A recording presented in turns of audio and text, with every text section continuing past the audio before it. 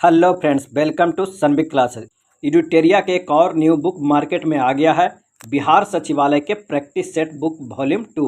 इस बुक में total 12 model set दिया हुआ है जो पूर्णतः बिहार एसएससी के पैटर्न पे आधारित है। आज हम आपके लिए दो प्रैक्टिस सेट लेकर आए हैं, प्रैक्टिस सेट नंबर 1 और 2।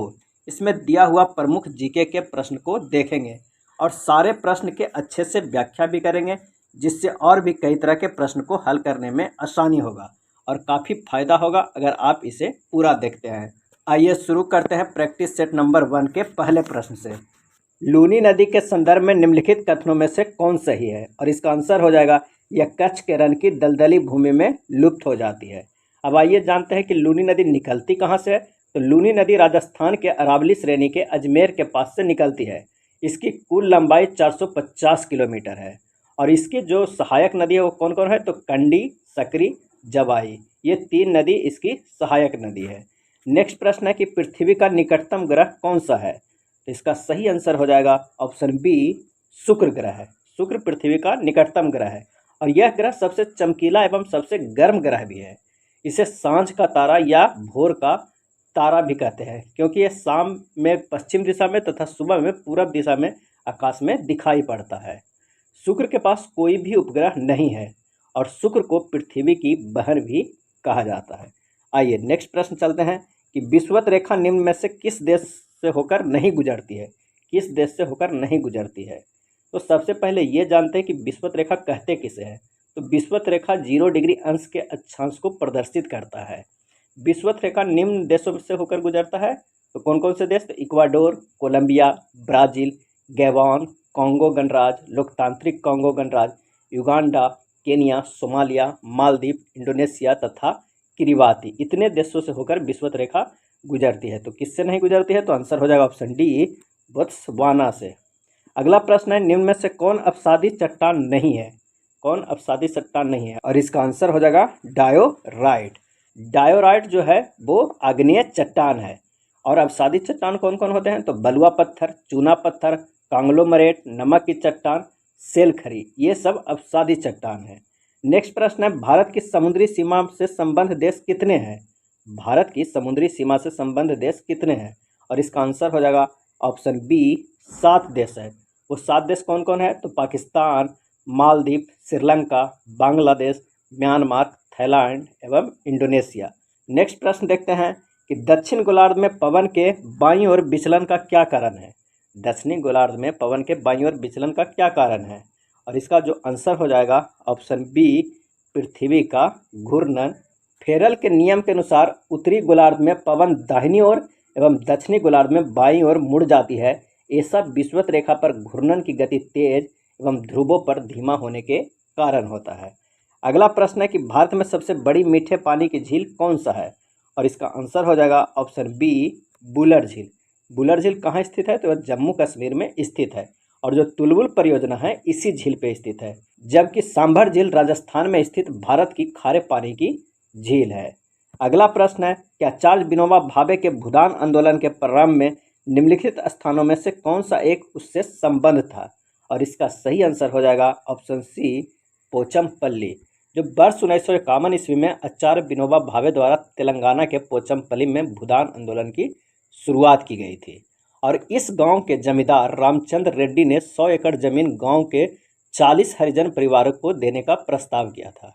तो भूदान आंदोलन है क्या? तो आप समझ गए होंगे कि भूमिहीनों के लिए भूमि प्रदान करने के उद्देश्य से भूदान आंदोलन शुरू किया गया था। चलिए नेक्स्ट प्रश्न पर चलते हैं कि वर्ष 2023 में 15वां पुरुष हॉकी विश्व कप का आयोजन कहाँ किया जाएगा? और इसका आंसर हो जाएगा ऑप्शन ए, भारत में किया जाएगा। 2022 में 15वें महिला हॉकी विश्व कप की मेजबानी स्पेन और नीदरलैंड संयुक्त रूप से कर रहा है और 2023 में 15वां पुरुष हॉकी विश्व कप का आयोजन भारत में किया जाएगा। अगला प्रश्न है निम्नलिखित में कौन सा कारण या उपाय मृदा सुधार के लिए उपयुक्त नहीं है? और इसका आंसर हो जाएगा ऑप्शन डी, झूम कृषि। मृदा की गुणवत्ता में सुधार के लिए क्या क्या कर सकते हैं? फसल चक्र, मिश्रित कृषि एवं बहुफसली कृषि जैसे उपाय कर सकते हैं। जबकि निर्वनीकरण, अत्यधिक पशुचारण, झूम कृषि, अवैज्ञानिक कृषि पद्धति, अंधाधुंध खनन आदि मृदा अपरदन या गुणवत्ता को प्रभावित करने वाला कारक है। नेक्स्ट चलिए प्रश्न पे चलते हैं कि भारत का सबसे बड़ा बंदरगाह कौन है, और इसका आंसर हो जाएगा ऑप्शन डी, मुंबई। बड़े बंदरगाहों का जो नियंत्रण होता है वो केंद्र सरकार द्वारा किया जाता है, जबकि छोटे एवं मंझोले जो बंदरगाह का नियंत्रण होता है उस संविधान की समवर्ती सूची में शामिल है, जिनका प्रबंधन एवं प्रशासन संबंधित राज्य सरकारों द्वारा किया जाता है। चलिए नेक्स्ट प्रश्न देखते हैं कि विक्टोरिया झील निम्नलिखित में से किस अफ्रीकी देश से अपनी सीमा साझा नहीं करती है। विक्टोरिया झील, तो आइए जानते हैं इसका सही आंसर क्या हो जाएगा। तो ऑप्शन डी, रवांडा। अफ्रीका महाद्वीप का सबसे बड़ा झील है विक्टोरिया झील, और यह विश्व की दूसरी सबसे बड़ी मीठे पानी की झील भी है, और इसी से विषुवत रेखा होकर गुजरती है। नील नदी का उद्गम स्थल भी इसी झील से है, विक्टोरिया झील से है। यह झील युगांडा, तंजानिया व केन्या देशों में स्थित है। इसे डार्विन के ड्रीम पोर्ट के नाम से भी जाना जाता है, और क्षेत्रफल की दृष्टि से विश्व की तीसरी सबसे बड़ी झील है विक्टोरिया झील। प्रथम स्थान पे कौन है, तो कैस्पियन सागर, और द्वितीय स्थान पे सुपीरियर झील। चलिए नेक्स्ट प्रश्न पे चलते हैं कि बिहार के किस जिला को वर्मी कंपोस्ट का जनक माना जाता है, और इसका सही आंसर हो जाएगा ऑप्शन ए, बेगूसराय को। कृषि वैज्ञानिक डॉक्टर आर के सुहाने की पहल पे वर्ष 2002 में वर्मी कंपोस्ट की पहली इकाई बेगूसराय जिले की खोदामबंदमपुर में लगी थी, इसलिए इस जिले को वर्मी कंपोस्ट का जनक माना जाता है। चलिए नेक्स्ट प्रश्न देखते हैं कि निम्न में से कौन सा बाघ अभ्यारण्य अरुणाचल प्रदेश में स्थित है। इसका सही आंसर हो जाएगा ऑप्शन ए, पखुई। और जो औरंगाबाद अभ्यारण्य है वो असम में है, डम्फाबाद अभ्यारण्य मिजोरम में है, और इंद्रावती बाघ अभ्यारण्य छत्तीसगढ़ राज्य में है। अगला प्रश्न है कि जैन धर्म के बारे में असत्य कथन क्या है। इसमें देखना है कि कौन से असत्य कथन है। इसका आंसर हो जाएगा ऑप्शन बी, जैन धर्म में आत्मा की मान्यता नहीं है। ये असत्य है। जैन धर्म में आत्मा की मान्यता है किंतु ईश्वर की मान्यता नहीं है। महावीर स्वामी पुनर्जन्म एवं क्रमवाद में विश्वास करते थे। चलिए अगला प्रश्न देखते हैं कि निम्न में से कौन सी सभ्यता अपने नगर नियोजन के लिए प्रसिद्ध थी, और इसका आंसर हो जाएगा ऑप्शन ए, सिंधु घाटी सभ्यता। हड़प्पा और मोहनजोदड़ो सिंधु घाटी सभ्यता के दो प्रमुख नगर थे। आइए अगले प्रश्न देखते हैं कि निम्न में से किस वंश का शासन सबसे दीर्घकालिक था। इसका सही आंसर हो जाएगा ऑप्शन सी, तुगलक वंश के। गुलाम वंश, खिलजी वंश, तुगलक वंश और लोदी वंश में सबसे दीर्घकालिक शासक था तुगलक वंश के, और ये कितने वर्ष था, तो ये 92 वर्ष का था। जबकि गुलाम वंश 84 वर्ष रहा है, खिलजी वंश 30 वर्ष रहा है, और जो लोदी वंश है वो 75 वर्ष रहा है। कब से कब तक रहा है, तो गुलाम वंश 1206 से 1290 ईस्वी तक, खिलजी वंश 1290 से 1320 ईस्वी तक, और तुगलक वंश 1320 से 1412 ईस्वी तक, और लोदी वंश 1451 से 1526 ईस्वी तक। अगला प्रश्न है कि अब्दुल रज्जाक ने विजयनगर साम्राज्य की यात्रा किसके शासनकाल में किया, और इसका आंसर हो जाएगा ऑप्शन ए, देवराय द्वितीय के शासनकाल में। विजयनगर साम्राज्य की स्थापना हरिहर प्रथम एवं बुक्का ने 1336 ईस्वी में किया था। एक पुर्तगाली यात्री डुआर्ड बारबोसा कृष्णदेव राय के समय में विजयनगर की यात्रा किया था। ये काफ़ी प्रसिद्ध है। नेक्स्ट है, शुजाउद्दौला और शाह आलम सेकेंड ने रॉबर्ट क्लाइव के साथ इलाहाबाद की संधि पर हस्ताक्षर कब किए थे, और इसका आंसर हो जाएगा ऑप्शन सी, 1765 ईस्वी में। इलाहाबाद में दो संधि हुआ था। एक 12 अगस्त 1765 को प्रथम संधि हुआ था रॉबर्ट क्लाइव तथा शाह आलम के साथ, और ईस्ट इंडिया कंपनी को 26 लाख रुपये के बदले बंगाल, बिहार व उड़ीसा की दीवानी प्राप्त हुई थी। और जो दूसरा हुआ था वो 16 अगस्त 1765 को रॉबर्ट क्लाइव ने अवध के नवाब शुजाउद्दौला से इलाहाबाद की दूसरी संधि की, जिसके तहत अंग्रेजों को अवध में कर मुक्त व्यापार करने तथा अंग्रेजी रेजिडेंट को रखने पर सहमति व्यक्त किया था। नेक्स्ट प्रश्न है, शेर शाह ने अपना अंतिम सैन्य अभ्यास किस राज्य के खिलाफ किया था, और इसका सही आंसर हो जाएगा ऑप्शन सी, कालिंजर। 1545 ईस्वी में शेर शाह ने कालिंजर पर अपना अंतिम सैन्य अभ्यास किया था, सैन्य अभियान किया था। यहाँ का शासक कौन था, तो कीरत सिंह था। अगला प्रश्न है, निम्नलिखित कथनों में कौन सा कथन असत्य है, और इसका आंसर हो जाएगा option A, Robert Clive Bengal के प्रथम गवर्नर जनरल थे। तो ये असत्य है। 1773 ईस्वी के रेगुलेटिंग एक्ट के तहत बंगाल के प्रथम गवर्नर जनरल के रूप में वारेन हेस्टिंग्स की नियुक्ति की गई थी। विलियम बेटिक भारत के प्रथम गवर्नर जनरल थे 1833 ईस्वी के चार्टर एक्ट के तहत। लॉर्ड कैनिंग भारत के प्रथम वायसराय थे तो भारत शासन अधिनियम 1858 के द्वारा। और श्री राजगोपालाचारी स्वतंत्र भारत के पहले भारतीय गवर्नर जनरल थे। तो ये तीनों सही है। नेक्स्ट प्रश्न देखते हैं कि निम्नलिखित में कौन क्रिप्स मिशन के साथ कांग्रेस के आधिकारिक वार्ताकार थे। क्रिप्स मिशन के साथ कांग्रेस के आधिकारिक वार्ताकार थे। और इसका आंसर हो जाएगा ऑप्शन सी, पंडित जवाहरलाल नेहरू एवं मौलाना अबुल कलाम आज़ाद। और ये जो क्रिप्स मिशन है, इसके बारे में महात्मा गांधी ने कहा था कि यह उत्तर तिथीय चेक है, पोस्ट डेटेड चेक है, तथा किसी ने जोड़ दिया था कि ऐसे बैंक का चेक जो टूट रहा है। अगला प्रश्न है कि कौन सी महत्वपूर्ण घटना जलियांवाला बाग नरसंहार के तुरंत पूर्व घटित थी। इसका आंसर हो जाएगा ऑप्शन बी, रॉलेट एक्ट का बनना। जलियांवाला बाग नरसंहार 13 अप्रैल 1919 को हुआ था और रॉलेट एक्ट जो बना था वो मार्च 1919 में बना था, इससे पहले बना था। जबकि असहयोग जो आंदोलन है वो हुआ था 1920 ईस्वी में और सांप्रदायिक अवार्ड वर्ष 1932 ईस्वी में। और जो बिहार विद्यापीठ है वो महात्मा गांधी के द्वारा आम जनता के पैसे से 6 फरवरी 1921 को किया गया था, जिसके प्राचार्य थे देश रत्न डॉक्टर राजेंद्र प्रसाद और उप कुलपति थे ब्रजेश किशोर प्रसाद और कुलपति थे मौलाना मजहरूल हक। नेक्स्ट प्रश्न है कि आज़ाद हिंद फौज की स्थापना का श्रेय किसे दिया जाता है। और इसका आंसर हो जाएगा ऑप्शन बी, रास बिहारी बोस को। आज़ाद हिंद फौज की स्थापना का श्रेय रास बिहारी बोस को दिया जाता है।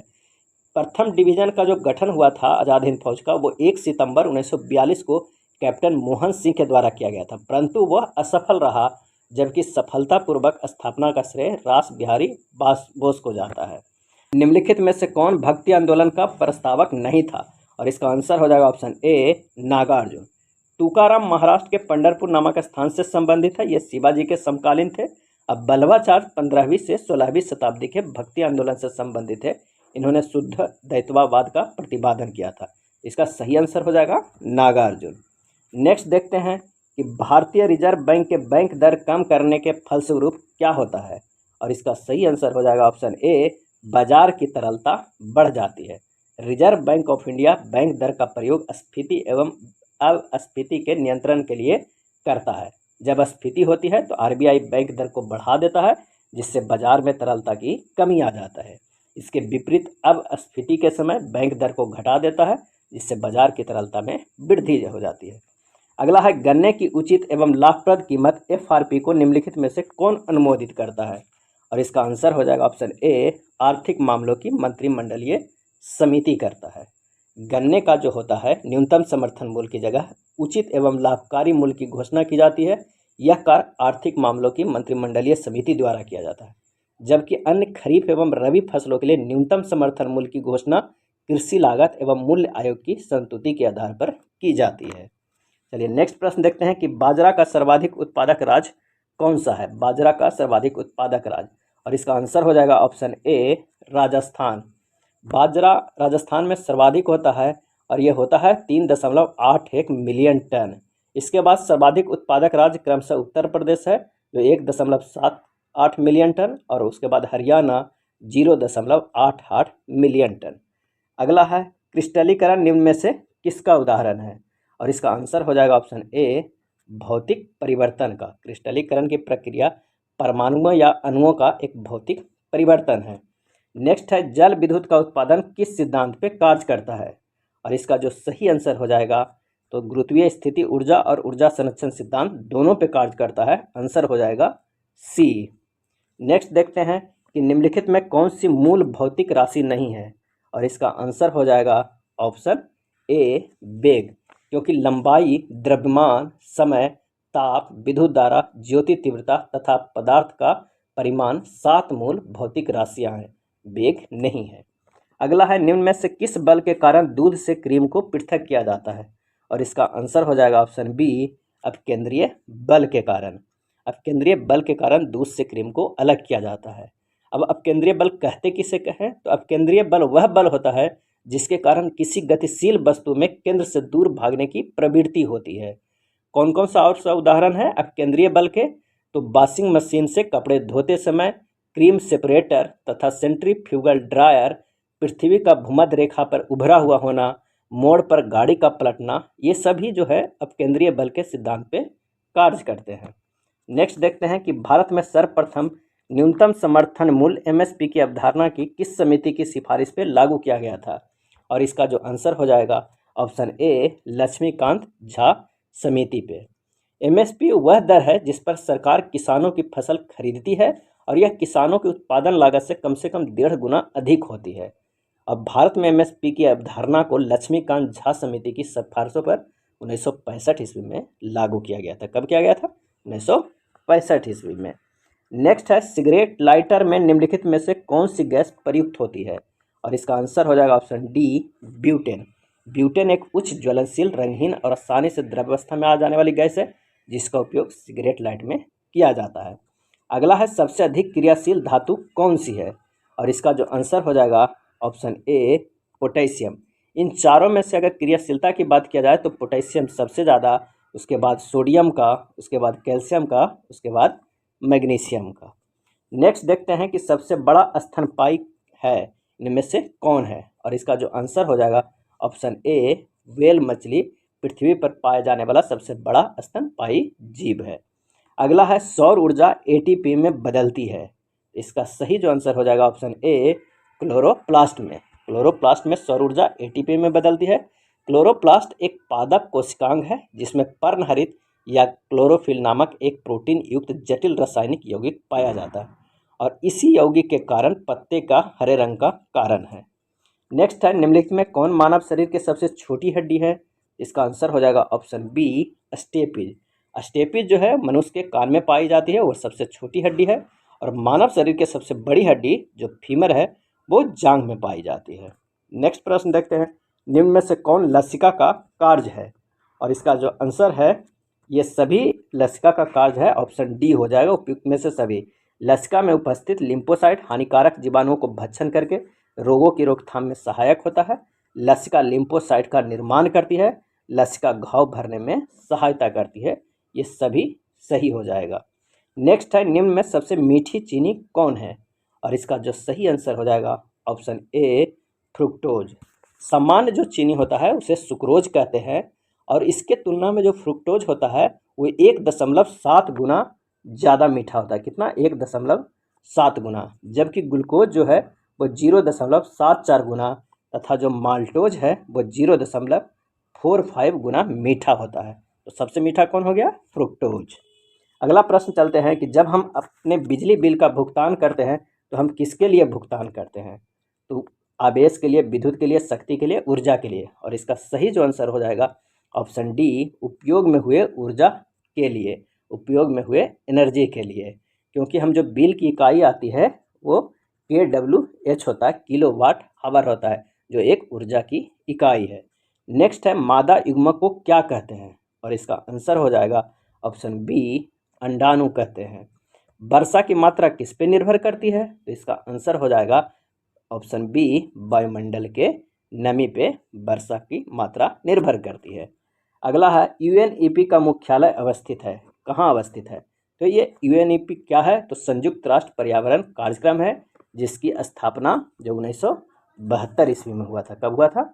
1972 ईस्वी में। और इसका मुख्यालय जो है ऑप्शन बी हो जाएगा नैरोबी केन्या में स्थित है।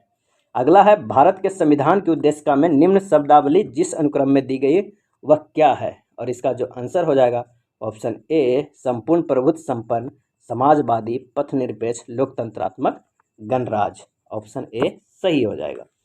अगला है भारत में फ्रांसीसियों ने अपना सबसे पहला कारखाना निम्न स्थानों में कहाँ लगाया था? और इसका आंसर हो जाएगा ऑप्शन ए सूरत में लगाया था फ्रांसीसियों ने। फ्रांसीसी ईस्ट इंडिया कंपनी की स्थापना 1664 ईस्वी में हुआ था, कोलवर्ट के द्वारा किया गया था। और भारत में प्रथम फ्रांसीसी कारखाना फ्रैंक कैरे द्वारा 1668 ईस्वी में लगाया गया था। और कहाँ लगाया गया था? तो सूरत में लगाया गया था। नेक्स्ट प्रश्न देखते हैं, निम्न में से कौन एक स्थानीय सरकार के कार्यों में नहीं आता है? और इसका आंसर हो जाएगा ऑप्शन डी सार्वजनिक व्यवस्था बनाए रखना स्थानीय सरकार के कार्यों में नहीं आता है। अगला है निम्नलिखित में कौन निर्धारित करता है कि कोई विधेयक धन विधेयक है? और इसका आंसर हो जाएगा ऑप्शन सी लोकसभा अध्यक्ष। अनुच्छेद 110 के 3 के अनुसार कोई विधेयक धन विधेयक है या नहीं, इसका सत्यापन लोकसभा अध्यक्ष द्वारा किया जाता है।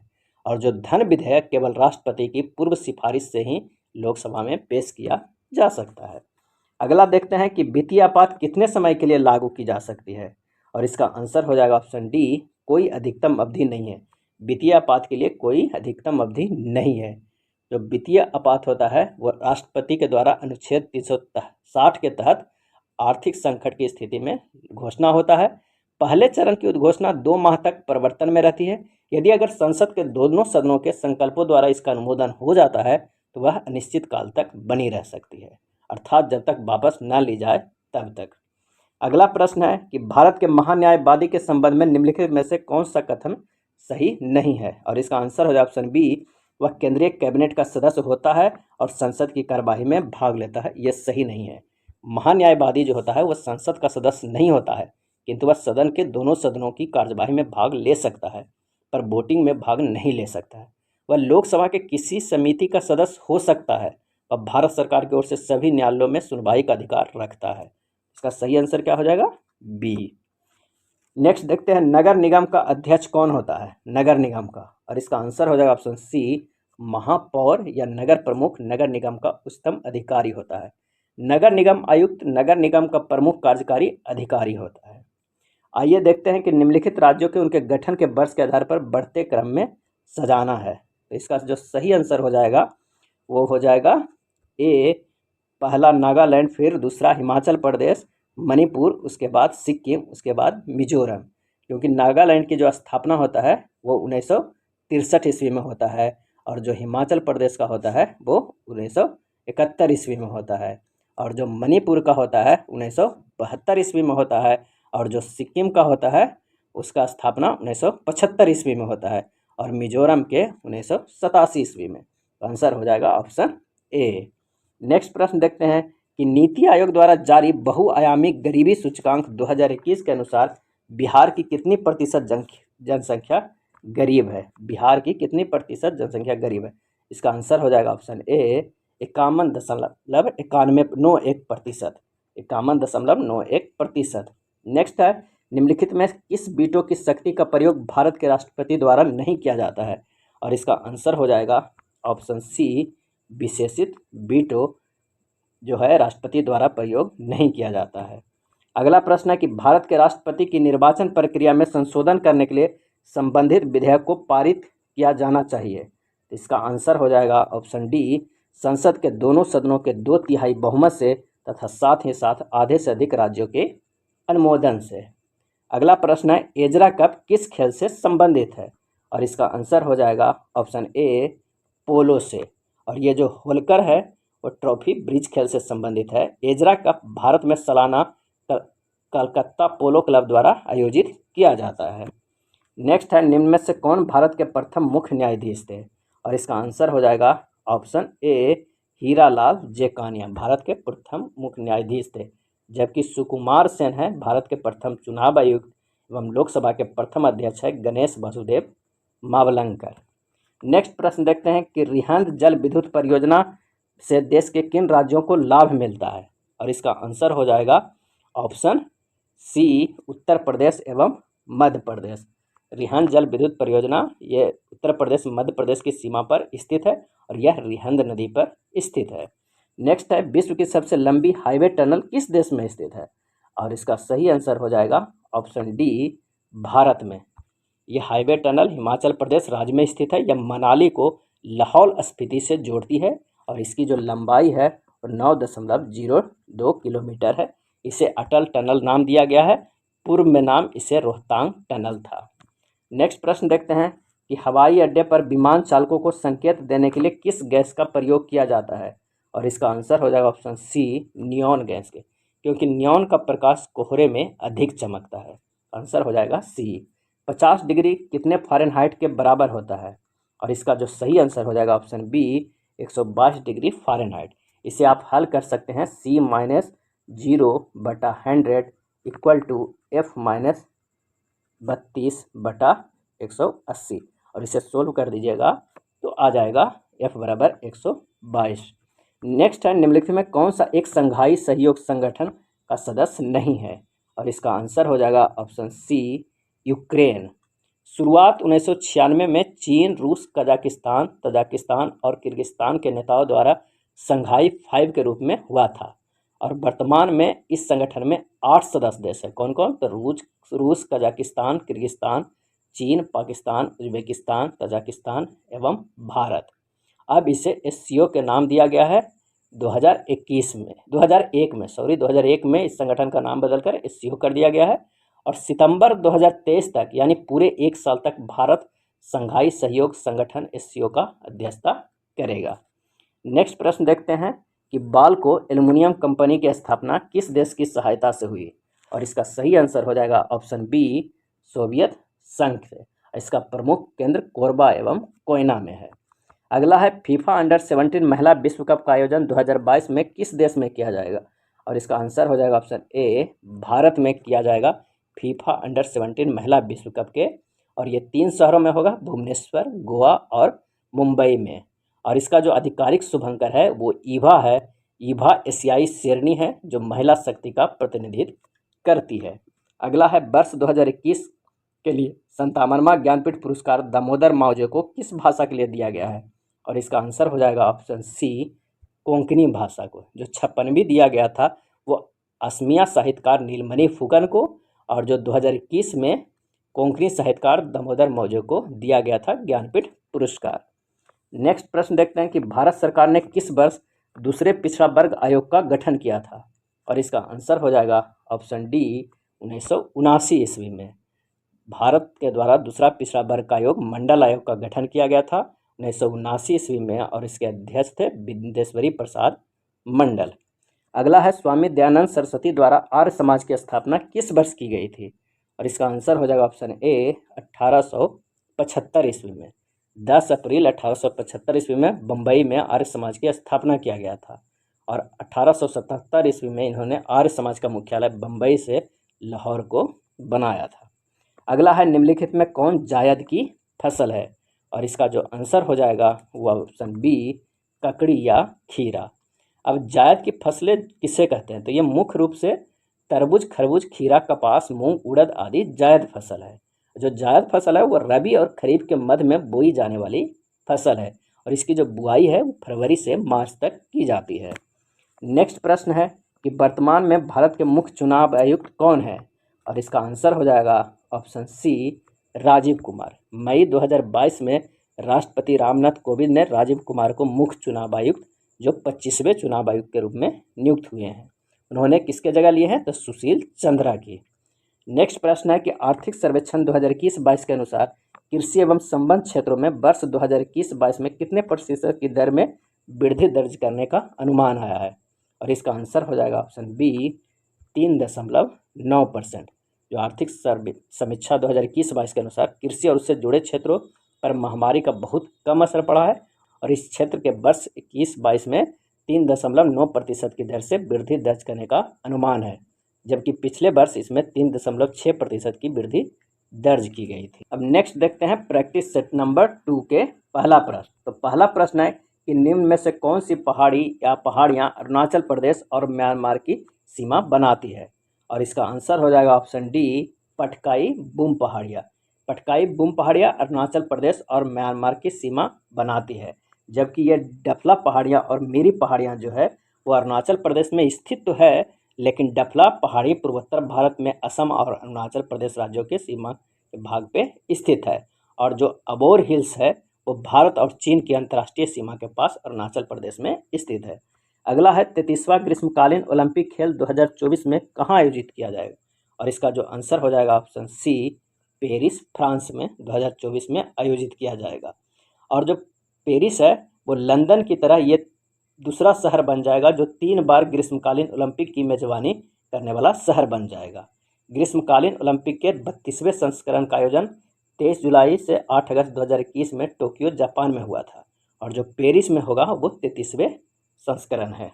नेक्स्ट देखते हैं निम्न में से कौन सा विकल्प प्रवाल विरंजन के कारण को निर्दिष्ट करता है? और इसका आंसर हो जाएगा ऑप्शन डी, उपयुक्त में से सभी। महासागरीय अम्लीकरण, अत्यधिक मत्स्यन, गैर संवहनीय पर्यटन। अगला है टोक्यो पैरा ओलंपिक 2021 के उद्घाटन समारोह में भारतीय ध्वजवाहक कौन थे? इसका सही आंसर हो जाएगा ऑप्शन बी, टेकचंद। सबसे पहले ध्वजवाहक मरियन थंगाबेलु थे, लेकिन उनको कोविड-19 संक्रमित होने के कारण उनके जगह पर इन्हें बनाया गया था ध्वजवाहक। अब आइए जानते हैं 16वें ग्रीष्मकालीन पैरा ओलंपिक खेल के बारे में। तो ये जापान में हुआ था 24 अगस्त से 5 सितंबर 2021 में। इसके शुभंकर थे सोमाइटी और इस पैरा ओलंपिक का मोटो था यूनाइटेड बाय इमोशन। उद्घाटन समारोह में थीम था moving forward we have wings. Bharat की तरफ से कुल 54 भारतीय खिलाड़ियों ने भाग लिया था, 9 खेलों में भाग लिया था। और समापन समारोह के ध्वजवाहक थी अबनी लेखरा, जो एक निशानेबाजी हैं। नेक्स्ट प्रश्न है कि विश्व में सड़क नेटवर्क के मामले में भारत का स्थान कैमा है, और इसका सही आंसर हो जाएगा ऑप्शन बी, द्वितीय है। 64.45 लाख किलोमीटर सड़कों के साथ भारत संयुक्त राज्य अमेरिका के बाद दुनिया में दूसरा सबसे बड़ा देश है, और 68,102 किलोमीटर से अधिक मार्ग के साथ भारतीय रेलवे दुनिया का तीसरा सबसे बड़ा नेटवर्क है। नेक्स्ट है, निम्न में से किस देश की सीमा लाल सागर के साथ नहीं लगती है, और इसका आंसर हो जाएगा ऑप्शन डी, इथोपिया।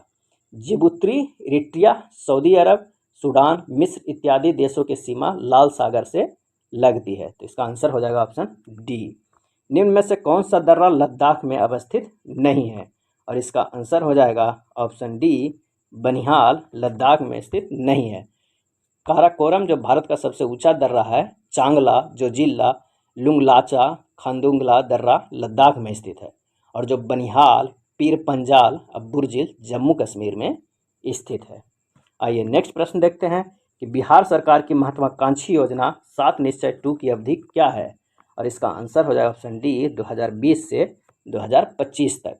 और ये 7 निश्चय 2 है, इसके अंतर्गत जिसका उद्देश्य है वो कौन कौन है, आइए जान लेते हैं कि युवा शक्ति बिहार की प्रगति, सशक्त महिला सक्षम महिला, हर खेत तक सिंचाई का पानी, स्वच्छ गांव समृद्ध गांव, स्वच्छ शहर विकसित शहर, सुलभ संपर्कता और सबके लिए अतिरिक्त स्वास्थ्य सुविधा।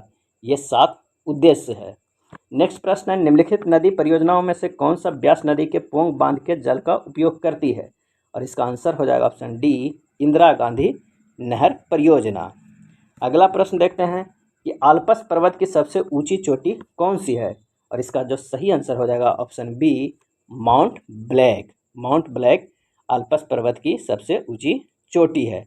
एल्ब्रूस पर्वत एक सुप्त ज्वालामुखी है जो कॉकस क्षेत्र का कॉकस पर्वत श्रृंखला में स्थित है। नेक्स्ट है, मणिपुर स्थित किबुल लामजाओ राष्ट्रीय उद्यान में हिरन की कौन सी दुर्लभ एवं विलुप्त प्राय प्रजाति पाई जाती है, और इसका आंसर हो जाएगा ऑप्शन बी, संगाई। संघाई हिरन मणिपुर स्थित किबुल लामजाओ राष्ट्रीय उद्यान में पाई जाती है। यह एक दुर्लभ प्रजाति के हिरन है जो विलुप्त होने से बचाने के लिए इसे पुमलिट घाट में स्थानांतरित किया जा रहा है। तो कभी कभी ये भी पूछ सकता है कि कहाँ स्थानांतरित किया जा रहा है, तो पुमलिट घाट में। अगला है, भारत में दूसरी सबसे अधिक बोली जाने वाली भाषा कौन सा है, सही आंसर हो जाएगा ऑप्शन ए, बांग्ला। जनगणना 2021 के अनुसार भारत में सर्वाधिक हिंदी भाषा बोली जाती है, उसके बाद बांग्ला बोली जाती है, और उसके बाद तेलुगु बोली जाती है। नेक्स्ट प्रश्न देखते हैं, निम्न में से कौन सुमेलित नहीं है, और इसका आंसर हो जाएगा ऑप्शन सी, चांदी बैलाडीला। ये सुमेलित नहीं है क्योंकि बैलाडीला चांदी के लिए नहीं, लव ऐश के लिए प्रसिद्ध है। कोलार में सोना निकलता है, झरिया में कोयला निकलता है, और पन्ना हीरा उत्पादन के लिए प्रसिद्ध है।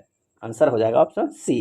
अफवाह क्षेत्र की दृष्टि से विश्व की सबसे लंबी नदी कौन सी है, और इसका आंसर हो जाएगा ऑप्शन बी, अमेजन नदी है। अमेजन मंडरा अमेजन का सबसे लंबी सहायक नदी है, और इसकी लंबाई लगभग 6400 किलोमीटर है। मानोस और बेलम शहर इसके तट पर स्थित है, और यह नदी अपना मुहाना अटलांटिक महासागर में बनाती है। कौन, तो अमेजन नदी। नेक्स्ट प्रश्न में चलते हैं कि निम्न में से कौन सा सिंधु घाटी सभ्यता का एक बंदरगाह शहर है, और इसका आंसर हो जाएगा ऑप्शन बी, लोथल। गुजरात के अहमदाबाद जिले में भोगवा नदी के किनारे पे स्थित है, और लोथल सिंधु घाटी सभ्यता का एकमात्र ऐसा स्थल है जहां से बंदरगाह के साक्ष्य मिले हैं।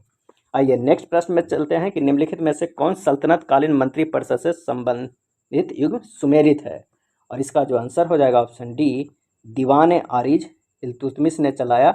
ये सही है। और दीवान जो रियासत है वो बाजार नियंत्रण विभाग था, वो अलाउद्दीन खिलजी ने चलाया था। दीवान अमीर कोही जो है वो कृषि विभाग है, वो मोहम्मद बिन तुगलक ने चलाया था। और दीवान खैरात जो है वो दान विभाग था, वो फिरोज शाह तुगलक ने चलाया था। और दीवान जो आरिज है वो सैन्य विभाग बलबन ने चलाया था। तो संबंधित युग्म सुमेलित नहीं है, ये आंसर है। तो इसका आंसर हो जाएगा ऑप्शन डी। ये तीनों सही है और ये चौथा इल्तुतमिश की जगह अगर बलबन रहता तो सही है। नेक्स्ट प्रश्न पे चलते हैं कि नागोजी ओकोजा इवेला विश्व व्यापार संगठन WTO की महानिदेशक बनने वाली पहली महिला और पहली अफ्रीकी बनी। उनका संबंध किस देश से है? तो इसका आंसर हो जाएगा ऑप्शन बी, नाइजीरिया से। नाइजीरिया की नकोजी ओगोला इवेला WTO के महानिदेशक पद संभालने वाली पहली महिला और पहली अफ्रीकी है। नेक्स्ट प्रश्न है कि निम्नलिखित में कौन एक सही सुमेलित नहीं है? और इसका आंसर हो जाएगा option A, Bhagat Singh the Indian sociologist. ये सुमेलित नहीं है क्योंकि द इंडियन सोशियोलॉजिस्ट नामक पत्रिका लंदन में श्यामजी कृष्ण वर्मा के द्वारा प्रकाशित की गई थी। श्यामजी कृष्ण वर्मा भारतीय क्रांतिकारी अधिवक्ता एवं पत्रकार थे। और ये जो अन्य तीनों हैं वो सुमेलित है क्योंकि सुभाष चंद्र बोस इंडियन स्ट्रगल निकाले थे, सचिंद्रनाथ सान्याल बंदी जीवन, doctor Rajendra Prasad India divided. Next प्रश्न पे चलते हैं कि पाकिस्तान की स्थापना की मांग मुस्लिम लीग ने किस अधिवेशन में किया? और इसका आंसर हो जाएगा ऑप्शन ए, लाहौर अधिवेशन में मुस्लिम लीग द्वारा 23 मार्च 1940 को किया गया था पाकिस्तान की मांग। मुस्लिम नेताओं ने ढाका के नवाब सलीमुल्लाह के नेतृत्व में 30 दिसंबर 1906 को ढाका में मुस्लिम लीग की स्थापना किया था। सलीमुल्लाह खां मुस्लिम लीग के संस्थापक व अध्यक्ष थे, जबकि प्रथम जो अधिवेशन हुआ था उसकी अध्यक्षता मुश्ताक हुसैन ने की थी। अगला प्रश्न है कि एक अफगान शेर अली ने अंडमान निकोबार द्वीप समूह पोर्ट ब्लेयर में किस वायसराय को चाकू मारकर हत्या कर दी? और इसका आंसर हो जाएगा ऑप्शन सी, लॉर्ड मेयो को। वायसराय लॉर्ड मेयो को कार्यकाल जो था 1869 से 72 के बीच था। इन्हीं के समय 1872 ईस्वी में प्रथम जनगणना संपन्न हुआ था और 1872 में ही लॉर्ड मेयो की हत्या एक अफगानी शेर अली ने अंडमान निकोबार द्वीप समूह जो पोर्ट ब्लेयर में चाकू मारकर कर दिया था। नेक्स्ट है वंदे मातरम गीत किस पुस्तक से लिया गया है? और इसका आंसर हो जाएगा ऑप्शन बी, आनंद मठ से लिया गया था। यह भारत का राष्ट्रीय गीत है। इसकी रचना बंकिम चंद्र चटर्जी द्वारा किया गया था और इस गीत के गाने में 65 सेकेंड का समय लगता है। नेक्स्ट है क्रांति की तलवार में धार वैचारिक पत्थर पर रगड़ने से आती है। उपरोक्त कथन निम्नलिखित में से किसने कहा था? और इसका जो आंसर हो जाएगा ऑप्शन बी, भगत सिंह ने कहा था। जो ये कहे थे उद्देश्य था इनका कि विचारधारा की भूमिका का महत्व जनता तक पहुंच सके। जो क्रांतिकारी लक्ष्य में विचारधारा थी वो जनता तक पहुंच सके। तो भगत सिंह ने लाहौर कोर्ट में ये बात कहे थे कि क्रांति की तलवार में धार वैचारिक पत्थर पर रगड़ने से ही आती है। अगला है किस वायसराय के कार्यकाल के दौरान भारत की राजधानी कलकत्ता से स्थानांतरित होकर दिल्ली बनी? और इसका आंसर हो जाएगा ऑप्शन बी, लॉर्ड हार्डिंग द्वितीय। लॉर्ड हार्डिंग का जो कार्यकाल था 1910 से 1916 ईस्वी में और इन्हीं के कार्यकाल में 1911 में तृतीय दिल्ली दरबार का आयोजन हुआ था। उसी में बंगाल विभाजन निरस्त कर दिया गया था और कलकत्ता से दिल्ली की राजधानी हस्तांतरित करने की घोषणा की गई थी। अगला प्रश्न है कि 16 महाजनपद में एक महाजनपद दक्षिण भारत में स्थित था जिसकी राजधानी कहाँ थी? और इसका आंसर हो जाएगा ऑप्शन डी, पोतन थी। तो 16 महाजनपद में एकमात्र दक्षिण भारत में था वो था असमक था और जिसकी राजधानी पोटली या पोतन था। यह गोदावरी नदी के क्षेत्र में स्थित था। नेक्स्ट प्रश्न देखते हैं कि सूर्य के उगने से पहले एवं सूर्य के डूबने के बाद आकाश में उपस्थिति प्रकाश का कारण क्या है? और इसका आंसर हो जाएगा प्रकाश का अपवर्तन, ऑप्शन बी। उगता हुआ सूरज हमें वास्तविक सूर्य उदय से पहले और वास्तविक सूर्यास्त के बाद प्रकाश के वायुमंडलीय अपवर्तन के कारण दिखाई देता है। नेक्स्ट देखते हैं निम्नलिखित में कौन संयोजी उत्तक नहीं है? और इसका आंसर हो जाएगा ऑप्शन सी, त्वचा। रक्त, उपास्थि एवं हड्डी संयोजी उत्तक है, जबकि जो त्वचा है उपकला उत्तक का उदाहरण है। अगला है दूरदृष्टि दोष में प्रतिबिंब निम्न में से कहाँ बनता है? और इसका आंसर हो जाएगा ऑप्शन बी, रेटिना के पीछे बनता है। और ये कारण जो होता है वो लेंस की गोलाई कम हो जाता है और लेंस की फोकस दूरी बढ़ जाती है जिससे रेटिना की पीछे प्रतिबिंब बनता है। लेंस की क्षमता भी घट जाता है। नेक्स्ट प्रश्न पे चलते हैं कि AC को DC में बदलने के लिए किस युक्ति का प्रयोग किया जाता है? प्रत्यावर्ती धारा को दिश धारा में बदलने के लिए किस युक्ति का प्रयोग किया जाता है? और इसका आंसर हो जाएगा ऑप्शन सी, रेक्टिफायर को। DC को AC में इन्वर्टर द्वारा बदला जाता है और AC को DC में रेक्टिफायर के द्वारा। अगला है किसी तत्व की रासायनिक प्रकृति निम्नलिखित में किस पर निर्भर करती है? और इसका सही आंसर हो जाएगा ऑप्शन सी, संयोजी इलेक्ट्रॉन पे। किसी तत्व का संयोजी इलेक्ट्रॉन उस तत्व के बाह्य कोश में उपस्थित इलेक्ट्रॉन होता है। जो किसी अन्य तत्व के साथ बंध बनाने में सहायक होता है। नेक्स्ट प्रश्न है कि भाप अंगार गैस किन दो गैसों का मिश्रण है, और इसका आंसर हो जाएगा ऑप्शन सी, कार्बन मोनोऑक्साइड एवं H2 का मिश्रण है, जिसे रक्त तप्त कोक पर भाप प्रवाहित करके बनाया जाता है। कार्बन मोनोऑक्साइड 45% होता है और हाइड्रोजन गैस 50% होता है और 5% जो अन्य अशुद्धियाँ होता है। चलिए नेक्स्ट प्रश्न पे चलते हैं कि ऊंचाई की जगहों पर पानी 100 डिग्री सेल्सियस के नीचे के तापमान पर क्यों उबलता है? क्योंकि यहाँ पर वायुमंडलीय दबाव कम हो जाता है। आंसर हो जाएगा ऑप्शन ए, अतः क्वथनांक बिंदु नीचे आ जाता है। ऊंचाई पर जाने पर खाना भी देर से पकता है। अगला प्रश्न है कि मानव शरीर के भीतर रक्त निम्न में से किसकी उपस्थिति के कारण नहीं जमता है, और इसका आंसर हो जाएगा ऑप्शन बी, हिपैरिन के कारण नहीं जमता है, जबकि फाइब्रिनोजन रक्त को थक्का बनाने में सहायक होता है, और जो थ्रोम्बिन है वो प्लेटलेट्स नामक कोशिकाओं को सक्रिय करके रक्त को थक्का बनाता है। अगला है निम्नलिखित में से कौन सी कीट नहीं है, और इसका आंसर हो जाएगा ऑप्शन बी, मकड़ी। मकड़ी जो है वो कीट नहीं है, जबकि खटमल, घरेलू मक्खी और मच्छर कीट है। अगला है डीएनए के दोहरी पेचदार संरचना की खोज किसने की थी, और इसका आंसर हो जाएगा ऑप्शन ए, जेम्स वाटसन एवं फ्रांसिस क्रिक ने। डीएनए की खोज स्विस जीव वैज्ञानिक जोहानस फ्रेडरिक मिसर ने 1869 ईस्वी में किया था, जबकि डीएनए में एक दोहरी पेचदार संरचना होती है जो एक मुड़ी हुई सीढ़ी के समान होती है। इसकी खोज जेम्स वाटसन और फ्रांसिस क्रिक ने 28 फरवरी 1953 में किया था। नेक्स्ट है निम्नलिखित में कौन सा मेडुला ऑब्लोंगेटा का कार्य नहीं है, और इसका आंसर हो जाएगा ऑप्शन डी, पेशियों के संकुचन पर नियंत्रण करना ये कार्य नहीं है। रीढ़ की हड्डी और मस्तिष्क के उच्च भागों के बीच संकेतों को प्रसारित करने और दिल की धड़कन और श्वसन जैसी स्वायत्त गतिविधियों को नियंत्रित करने में भूमिका निभाता है मेडुला ऑब्लोंगेटा। नेक्स्ट प्रश्न देखते हैं कि मानव शरीर के निम्नलिखित भागों में सब किसमें निषेचित की क्रिया होती है, और इसका आंसर हो जाएगा ऑप्शन डी, अंडवाहिनी में यानी फ्लोपियन ट्यूब में संपन्न होती है, और वहीं पे निषेचन होकर युग्मनज या जाइगोट का निर्माण होता है, जो विकसित होकर शिशु का निर्माण होता है। अगला है ब्लैक होल अंतरिक्ष में एक पिंड है जो किसी प्रकार के विकिरण रेडिएशन को बाहर नहीं आने देता है। इस गुण का कारण इसका क्या है, और इसका आंसर हो जाएगा ऑप्शन सी, बहुत उच्च घनत्व। ब्लैक होल शब्द का प्रयोग सर्वप्रथम कौन किए थे, तो अमेरिकी वैज्ञानिक जॉन व्हीलर द्वारा किया गया था। ब्लैक होल अंतरिक्ष में अत्यधिक घनत्व का एक ऐसा पिंड है जिसका गुरुत्वाकर्षण बल बहुत अधिक होता है। इसके गुरुत्व बल के कारण प्रकाश भी इससे होकर नहीं जा सकता है, यह प्रकाश को भी अवशोषित कर लेता है। इस कारण यह काला दिखाई देता है और इसे कसार भी कहा जाता है। नेक्स्ट प्रश्न पे चलते हैं कि कैलामाइन निम्न में से किसका अयस्क है, और इसका जो सही आंसर हो जाएगा ऑप्शन सी, जस्ता का। जस्ता का जो अयस्क है वो कैलामाइन है। टीन का कैसिटेराइट होता है, और मैग्नीशियम के ब्रोमाइड, तांबा के क्यूप्राइट, एल्युमिनियम के बॉक्साइड और कोरंडम, सीसा के गैलेना। परमाणु के कक्षा में भरने का क्रम नियंत्रित होता है। परमाणु में कक्षों को भरने का क्रम नियंत्रित किससे होता है, इसका आंसर हो जाएगा ऑप्शन ए, अफवाहु सिद्धांत द्वारा। कक्षाओं के भरने का क्रम अफवाहु सिद्धांत द्वारा नियंत्रित होता है। नेक्स्ट प्रश्न देखते हैं, कशेरुकी उदर का मूलभूत कार्य क्या है, और इसका आंसर हो जाएगा ऑप्शन ए, भंडारण। क्या हो जाएगा, तो भंडारण। कशेरुकी की उदर ग्रास नली तथा आंत के मध्य स्थित पाचन तंत्र का विशेष भाग है जिसका मूलभूत कार्य है भंडारण करना। अगला है रेडियो धर्मिता की खोज करने वाले वैज्ञानिक कौन थे, और इसका आंसर हो जाएगा option B, Henri Becquerel. Henri Becquerel radio धर्मिता की खोज करने के लिए पेरिस में जन्मे हेनरी बैकरेल को 1930 में मैरी और पीरे क्यूरी के साथ भौतिकी के नोबेल पुरस्कार से सम्मानित किया गया था।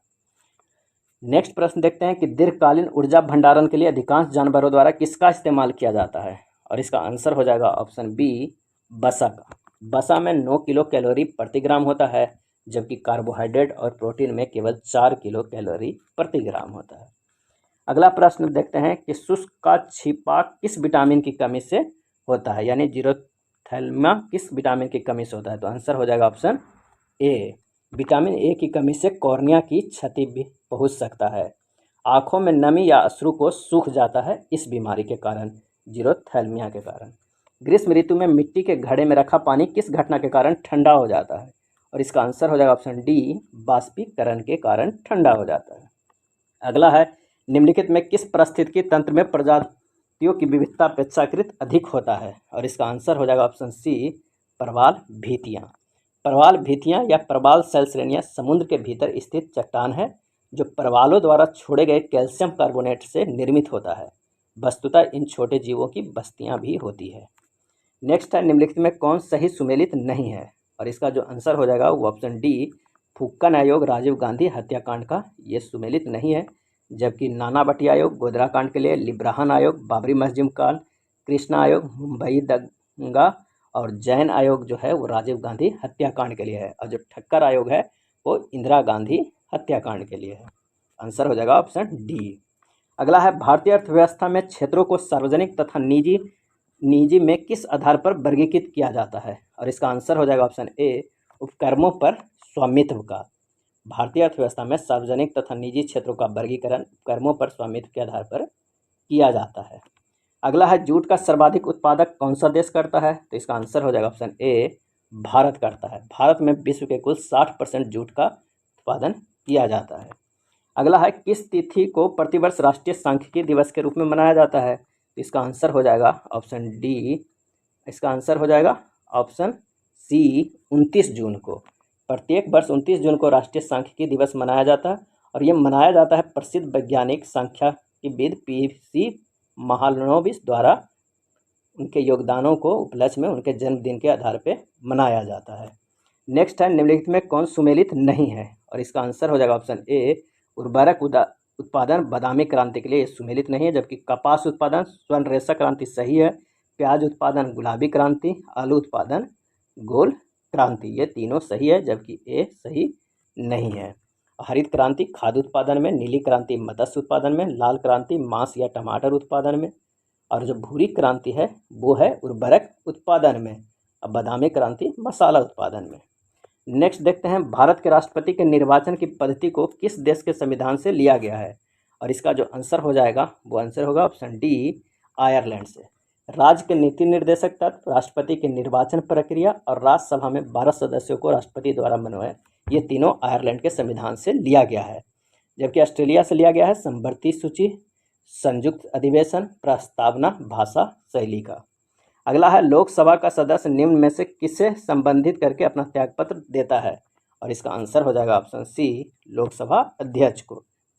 अगला है, निम्न में से किस अनुच्छेद में पाकिस्तान से भारत आए लोगों के लिए नागरिकता का अधिकार का उल्लेख है, और इसका आंसर हो जाएगा ऑप्शन सी, अनुच्छेद 6 में उल्लेख है कि जो पाकिस्तान से आए उसके लिए वे लोग जो 19 जुलाई 1948 तक या उससे पहले भारत आ गए हैं तो भारत नागरिक होंगे, और जो 19 जुलाई 1948 के बाद भारत में उन्हें भारतीय नागरिकता के लिए आवेदन देना होगा। अगला है, स्वतंत्र भारत के प्रथम वित्त मंत्री निम्नलिखित में से कौन थे, और इसका आंसर हो जाएगा option D, R K. Shanmukh Shetty. आइए कुछ सबूत जान लेते हैं कि भारत के प्रथम कौन कौन हैं। तो प्रथम राष्ट्रपति राजेंद्र प्रसाद, उपराष्ट्रपति सर्वपल्ली राधाकृष्णन, प्रथम प्रधानमंत्री पंडित जवाहरलाल नेहरू, उप प्रधानमंत्री सरदार वल्लभ भाई पटेल। प्रथम जो स्पीकर थे वो गणेश वासुदेव मावलंकर लोकसभा के, और लोकसभा के प्रथम डिप्टी स्पीकर थे M.A. अयंकर। आइए नेक्स्ट प्रश्न पे चलते हैं कि किस संविधान संशोधन ने मंत्रिपरिषद के आकार को सदन के कुल आकार के 15% तक सीमित कर दिया है, और इसका जो आंसर हो जाएगा वो ऑप्शन बी, 91वें संविधान संशोधन से, जो किया गया था 2003 में अनुच्छेद 75, अनुच्छेद 164 एवं 10वीं अनुसूची में संशोधन करके ये किया गया था। नेक्स्ट देखते हैं कि संविधान का कौन सा अनुच्छेद अंतरजातीय जल विवादों के न्याय निर्णय से संबंधित है, और इसका आंसर हो जाएगा ऑप्शन ए, अनुच्छेद 262, और जो अनुच्छेद 263 है वो केंद्र तथा राज्यों के मध्य समन्वय स्थापित करने के उद्देश्य से अंतर्राज्यीय परिषद का गठन का प्रावधान किया गया है, और भारतीय संविधान के अनुच्छेद 244 अनुसूचित क्षेत्रों और जनजातीय क्षेत्रों के प्रशासन से संबंधित है। अगला प्रश्न है कि न्यायिक सक्रियता की अवधारणा किस देश में विकसित हुई है, और इसका आंसर हो जाएगा ऑप्शन डी, अमेरिका में। अगला है, भारत के संविधान का निम्न में से कौन सा भाग संविधान की आत्मा माना गया है, और इसका सही आंसर हो जाएगा ऑप्शन सी, संविधान की प्रस्तावना को। जबकि डॉक्टर अंबेडकर ने अनुच्छेद 32 को संविधान को आत्मा माना है, और संविधान की प्रस्तावना 13 दिसंबर 1946 को संविधान सभा में जवाहरलाल नेहरू द्वारा पेश किया गया था, और ये संकल्प व प्रस्तावना जो 22 जनवरी 1947 को अपनाया गया। अगला प्रश्न है, निम्नलिखित में से कौन सुमेलित नहीं है, तो जो उच्च न्यायालय का जो गठन है वो अनुच्छेद 214 के तहत होता है, ये सुमेलित नहीं है। जबकि राज्यपाल द्वारा जिला न्यायाधीशों की नियुक्ति अनुच्छेद 233 से, राष्ट्रपति द्वारा तदर्थ न्यायालयों की नियुक्ति अनुच्छेद 127 से, संसद द्वारा 2 या 2 से अधिक राज्यों के लिए एक उच्च न्यायालय की स्थापित करने की शक्ति अनुच्छेद 231 में। ये तीनों सही है। निम्न में से किसे समाप्त किया जा सकता है पर भंग नहीं किया जा सकता है? आंसर हो जाएगा ऑप्शन ए, विधान परिषद को। संविधान के अनुच्छेद 169 के अनुसार संसद विधि द्वारा किसी विधान परिषद वाले राज्य में विधान परिषद की समाप्ति या ऐसे राज्य जिसमें विधान परिषद नहीं है विधान परिषद को सृजन के लिए बंद कर सकती है। तो इसका आंसर हो जाएगा ऑप्शन ए। अगला है वर्ष 2023 में 49वां G7 शिखर सम्मेलन का आयोजन किस देश में किया जाएगा? और सही आंसर हो जाएगा ऑप्शन ए, जापान में। और जो 50वां G7 का शिखर सम्मेलन होगा 2024 में वो इटली में होगा। इटली में कब होगा? 2024 में। और जो जर्मनी में हुआ था वो 48वां हुआ था 2022 का। नेक्स्ट प्रश्न है, केंद्रीय बजट 2022-23 के अनुसार वित्तीय वर्ष 2022-23 में राजकोषीय घाटा सकल घरेलू उत्पाद का कितना प्रतिशत अनुमानित है? और इसका आंसर हो जाएगा ऑप्शन ए, 6.4% अनुमानित है। भारत की आर्थिक वृद्धि दर 9.2% अनुमानित है, जो सभी बड़ी अर्थव्यवस्था में सबसे अधिक है। चालू वित्त वर्ष में राजकोषीय घाटा जीडीपी का 6.9%, बजट अनुमानों में 6.8% की तुलना में। अब 2022-23 में राजकोषीय घाटा जीडीपी का 6.4% अनुमानित है। सरकारी समितियों के लिए वैकल्पिक न्यूनतम कर भुगतान को 18.5% से घटाकर 15% कर दिया गया है। अगला प्रश्न है कि प्रधानमंत्री नरेंद्र मोदी ने किस वर्ष तक देश को ऊर्जा स्वतंत्र बनाने का लक्ष्य रखा है? और इसका आंसर हो जाएगा ऑप्शन सी, 2047 तक। अगला है, मेकॉन्ग गंगा सहयोग भारत और कितने अन्य देशों के द्वारा शुरू की गई एक पहल है? आंसर हो जाएगा ऑप्शन बी, 5 पहल है। मेकॉन्ग गंगा सहयोग की शुरुआत 2000 में लाओस में हुई थी। इस परियोजना में भारत सहित 6 देश शामिल है। कौन कौन? तो Bharat, Thailand, Myanmar, Vietnam, Cambodia तथा लाओस। अगला है, भारत की फिल्म और टेलीविज़न संस्था कहाँ स्थित है? सही आंसर हो जाए ऑप्शन डी, पुणे में स्थित है। और इसकी स्थापना पुणे के प्रभात स्टूडियो में किया गया था वर्ष 1960 ईस्वी में। अगला है कि बिहार आर्थिक सर्वेक्षण 2021-22 के अनुसार मक्का उत्पादन में बिहार का स्थान क्या है? और इसका आंसर हो जाएगा ऑप्शन सी, तीसरा है। सब्जी के उत्पादन में भी बिहार का स्थान तीसरा है, जबकि लीची एवं मखाना उत्पादन में बिहार का स्थान पहला है। अगला है, लेप्चा जनजाति किस राज्य में निवास करती है? और इसका सही आंसर हो जाएगा ऑप्शन ए, सिक्किम में।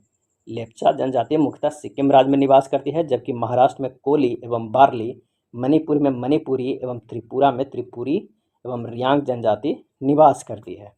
अगला है, हाल ही में केंद्र शासित प्रदेश दिल्ली के नए उपराज्यपाल कौन बने हैं?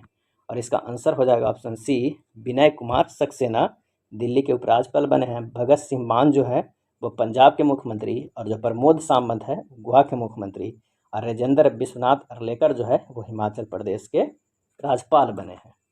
अगला प्रश्न है कि आर्कटिका में स्थित भारत के प्रथम ध्रुवीय अनुसंधान केंद्र का नाम क्या है? और इसका सही आंसर हो जाएगा ऑप्शन डी, दक्षिणी गंगोत्री।